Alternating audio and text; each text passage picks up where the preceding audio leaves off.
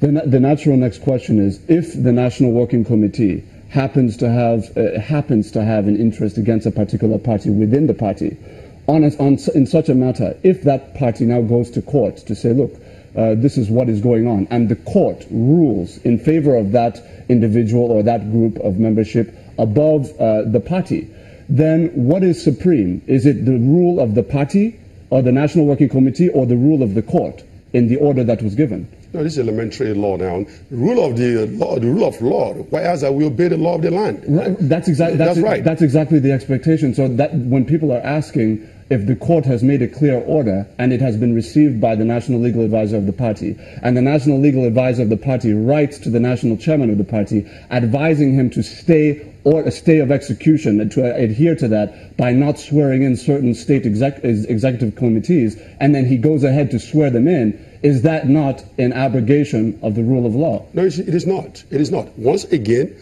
if an injunctive relief is sought and granted against a specific person, you must serve the person.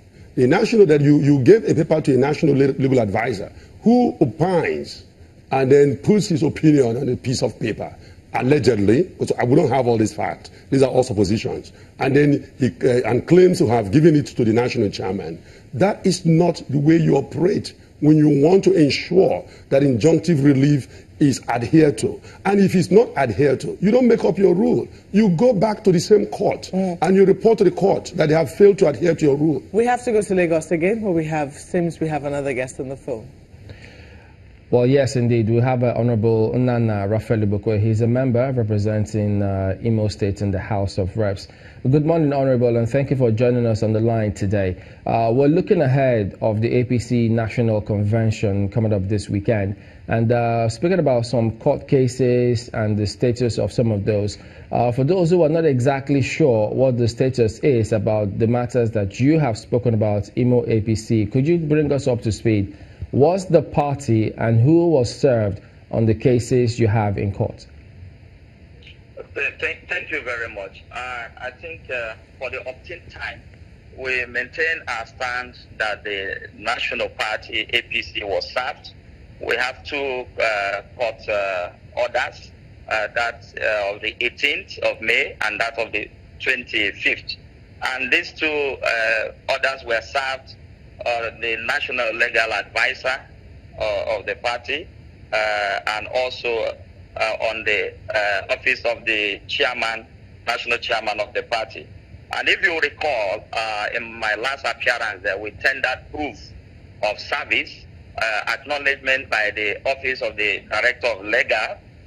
We also exhibited the affidavit of service by the bailiff in these two cases. And there's elementary that whenever issues are before the court, and especially where the court has granted an interim order, that all parties are made to maintain status quo and not to do anything that will, one way or the other, affect the outcome of that. And this is our case. And I will be surprised if anybody is coming there to say no service was made. And I will challenge that the rightful person to come there and make such statements is the National Legal Advisor of the party. I say so because I know, as a lawyer and a senior advocate of Nigeria, he knows the implication of denying the service of a legal document on him, and which he has also gave an advice, which we also exhibited on that day to the national leadership of the party, not to take any action on the case as it relates to Imo. So what we expect, the party as a responsible party that wants to abide by the rule of law and make Nigerians believe they are there to exhibit the highest respect for rule of law, is to make sure that in the convention only the statutory delegates, since the matter is in court, they should not proceed to include anybody that would have allegedly emanated from any process which the court have made a pronouncement on one way or the other. Yeah, thank you. All right, thank you for talking to us, Honorable Ibukwe.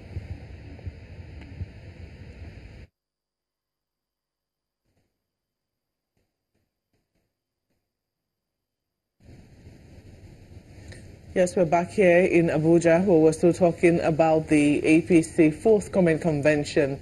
You're getting all sorts of perspectives, especially from states that have had some crisis. But let me quickly ask you to intervene on the NPDP matter. Honorable Tarab has already done that. He believes that it will have no effect because dialogue is ongoing. Do you share the same view?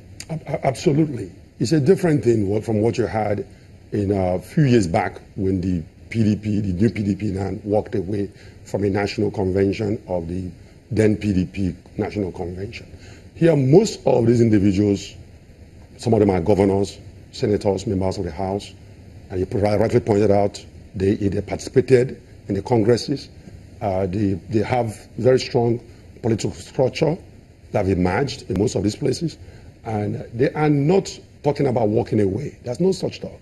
These are just the doomsday prediction that we know people mopping up those predictions. Nobody talks about it. Walk out until that day. It is. People, you look at what they're saying in the newspaper. They're predicting that APC will tear apart, and then some governors will leave and all that. Things don't just work that way. Then remember, do they make these predictions based on from the air, or do they make it based on what has been happening within the party? Because it sells the paper. That's why they make those predictions. That's the only reason you see to it. Not because it has happened before, not because... Well, because it sells news. It's an interesting news. The contentions are strong enough for those kinds of actions to happen. It is not. When you actually look at it, and then you look at who is the president now, you have a listening man. You have someone who takes everybody into consideration. You have a man who doesn't take action just like that. You have a man who, at the heart of it, is the country, the unity of the country. So we have a unity of purpose. And those who left PDP and joined the APC, that are described as the new PDP, they understood that at the end of the day, we all want a stronger nation, a unified nation, a progressive nation. What if I tell you, as a journalist, speaking to some people behind the scenes as well, PDP members, NPDP members, what if I tell you that the PDP still sees the NPDP members as its members? What do you say to that? No, of course, they would do so. They are missing their former members. They were families before. They were friends before. So if the NPDP is not comfortable within the APC, you don't think it is very likely that they could leave? What binds us together is not the party. It is the nation. PDP failed this nation for 16 years. And the new PDP understood that. That was why they left. That was why they abandoned ship. They saw a wrecking ship and they abandoned it.